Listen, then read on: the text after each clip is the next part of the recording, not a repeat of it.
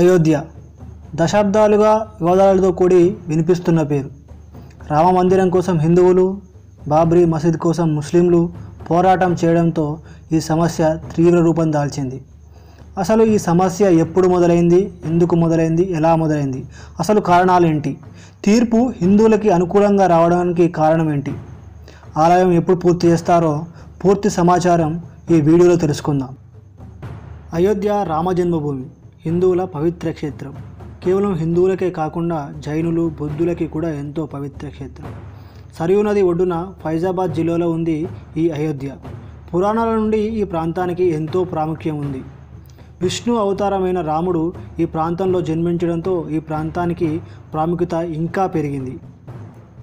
ఇదంతా పురాణాల ప్రకారం మనకు తెలిసిన కథ. ఈ ప్రదేశం ఎంతో ముఖ్యమైనది.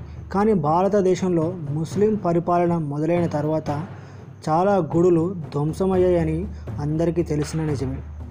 అలా ఈ ప్రాంతం ముస్లిం పరిపాలకుల చేతుల్లోకి వెళ్ళింది. ఎంతోమంది మొఘలాయులు పరిపాలించిన ఈ ప్రాంతం విశిష్టత మాత్రం కోల్పోలేదు.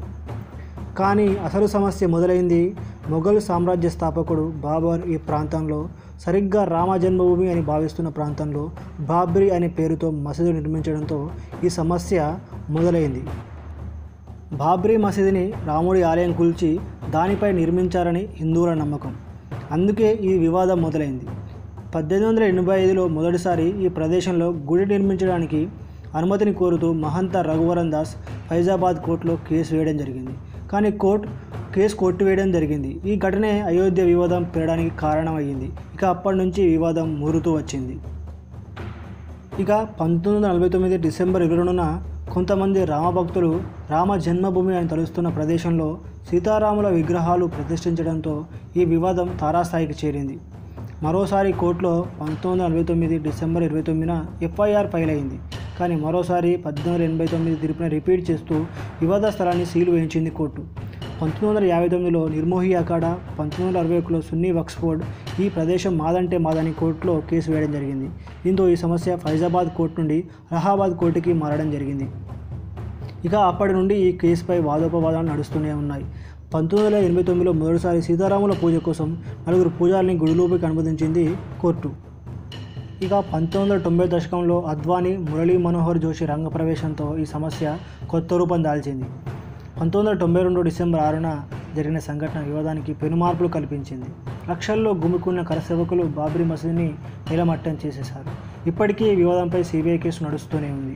అయితే చాలా పరిశోధనల అనంతరం, ముఖ్యంగా బాబర్ జీవిత చరిత్ర, బాబర్నామా ఆధారంగా బాబ్రీ మసీద్ ప్రస్తావన అందులో లేదని, పైగా 2002లో ఏఎస్ఐ పురావస్తు శాఖ ఆధారపరంగా మసీదు నిర్మాణ శైలి ప్రకారం ఇది మొఘలాయుల కట్టడం కాదని, బాబర్ శకం తర్వాత నిర్మించాలని భావించింది. ఆ తర్వాత 2010 అక్టోబర్ 16న అలహాబాద్ కోర్టు ఒక వివాదాస్పద తీర్పునిచ్చింది. వివాదాస్పద 2.77 ఎకరాల స్థలాన్ని రామ్లల్లా, సున్నీ వక్ఫ్ బోర్డ్, నిర్మోహి అఖాడాకి సమానంగా పంచాలని చెప్పింది. కానీ ఈ విషయంలో 3 సంస్థలకి సంధి పొసగకపోవడంతో ఈ వివాదం సుప్రీంకోర్టు ముంగిడికి చేరుకుంది. మళ్ళీ అనేక వాదోపవాదాల తర్వాత 2019 జనవరి 8న రంజన్ గగోయ్ అధ్యక్షన మరో కమిటీ వేయబడింది. కానీ ఇది ఫలించలేదు. మరొకసారి ఆధ్యాత్మిక గురువు శ్రీ శ్రీ రవిశంకర్ అధ్యక్షన సంధి కోసం కూడా అనేక ప్రయత్నాలు జరిగాయి. కానీ ఈ ప్రయత్నం కూడా ఫలించలేదు. ఇక అనేక తర్జన భర్జనల తర్వాత పురావస్తు శాఖ నివేదికను పరిధిలోకి తీసుకొని బాబ్రీ మసీద్ ఖాళీ స్థలంలో కట్టలేదని, మసీద్ నిర్మాణానికి ముందు అక్కడ హిందూ పురాతన కట్టడం ఉందని భావించింది. 2019 నవంబర్ 9న వివాద స్థల 2.77 ఎకరాల స్థలాన్ని పూర్తిగా రాముడిదే అని, హిందువులు ఆ ప్రదేశంలో ఆలయం నిర్మించుకోవచ్చని, ముస్లింల మనోభావాలు పరిగణలోకి తీసుకొని అయోధ్యలో మసీదు నిర్మాణానికి 5 ఎకరాల స్థలాన్ని కేటాయించింది. చాలా అంశాలను కూడా ఈ తీర్పులో పొందుపరిచింది సుప్రీంకోర్టు. ఎన్నో ఏళ్లుగా వేచి ఉన్న హిందువుల కల సాకారం అయ్యింది. రాముడి గుడి నిర్మాణానికి గల సంకటాలు అన్నీ తీరిపోయాయి. కానీ ముఖ్య విషయం ఏంటంటే ప్రతి ఒక్క ముస్లిం సోదరుడు ఈ తీర్పుని స్వాగతించడం. దేశం లౌకిక భావంలో నడుస్తుందని ఇది రుజువునిస్తుంది. మతం ఏదైనా మనోభావాలు ముఖ్యం. వాటిని స్నేహపూర్వకంగా ఉంటూ కాపాడుకోవాలి. హిందూ ముస్లిం సోదరుడిని ప్రపంచానికి చాటి చెప్పాలి. ఇక ఆలయం పనులు మొదలుపెట్టడమే తరువాయి. సుప్రీం ఆదేశం ప్రకారం రామ జన్మభూమి న్యాస్ ట్రస్టు చేసి గుడి పనులు మొదలుపెట్టాలని, చరిత్రలో కని విని ఎరుగని భవ్య దివ్య మందిరాన్ని నిర్మించడానికి ట్రస్టు సిద్ధమవుతుంది. ఒక గ్రాము కూడా ఇనుము వాడకుండా పూర్తిగా రాతి మందిరాన్ని నిర్మించి తలపెట్టింది. 2 అంతస్తుల భవన నిర్మాణం చేయదలిచింది. కానీ భవనం పూర్తి కావడానికి 2024 వరకు వేచి ఉండాలి. కారణం రా మెటీరియల్ కేవలం మొదటి అంతస్తుకు మాత్రమే సరిపోతుంది. కాబట్టి ఇంకా కొన్ని రోజులు వేచి ఉండాల్సిన అవసరం ఉంది. ఇంకాస్త కాలం వేచి ఉండడం తప్పదు మరి. ఇక రామ మందిరం త్వరలోనే సాకారం కాబోతుంది. జై హింద్. Please subscribe us.